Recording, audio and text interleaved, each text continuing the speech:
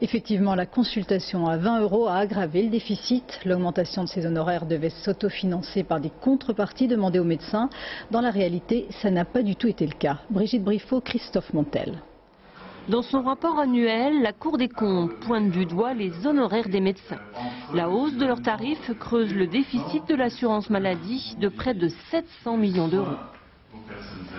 Ces augmentations des honoraires, toutes professions confondues, représentent quelques 690 millions d'euros. On espérait qu'en contrepartie, les moindres dépenses dues à l'usage plus fréquent des génériques permettraient au moins en grande partie de compenser cette dépense supplémentaire. En réalité, la compensation n'est que de 1 pour 10 environ. Soit une économie de seulement 70 millions d'euros. Mais pour les médecins, le prix de la consultation à 20 € est largement justifié. Ils affirment faire des efforts et avoir changé leur pratique médicale.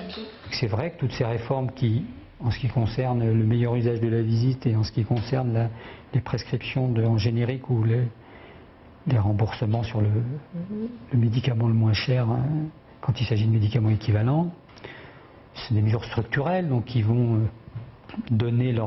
produire leurs effets sur plusieurs années.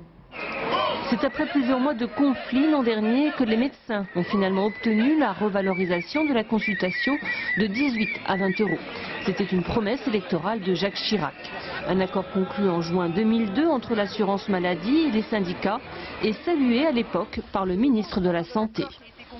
Il nous reste naturellement à œuvrer pour dépenser mieux. Et c'est, je crois, le grand chantier qui est devant nous et que je vais entreprendre dans ce climat de dialogue social et de confiance.